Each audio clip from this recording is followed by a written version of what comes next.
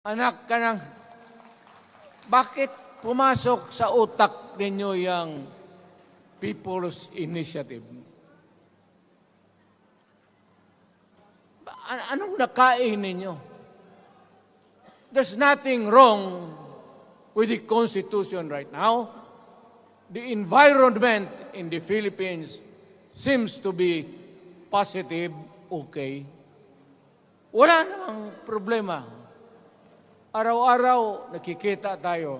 Punta Maynila, marami akong kaibigan, mga brad ko, mga classmate ko. Okay ang buhay natin. But suddenly, nandito yung People's Initiative.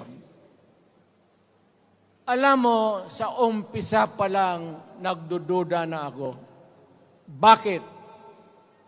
People's Initiative manggaling sa tao. Dapat yan galing sa mga purok at doon sa barangay at doon sa DILG, ipasa nila sa syudad, sa probinsya at sa national office.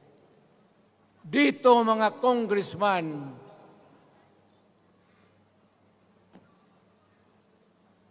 alam ninyo, kung magkaletse-letse ang buhay na ito,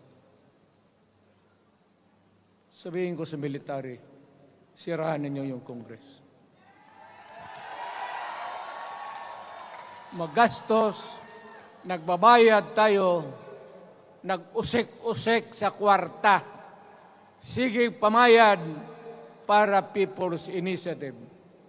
So, what is the motivation? Galing ba sa puso ng tao yung pinipirma niya? Hindi yung pirma niya yung petition para ito, kaming nagsipirma dito,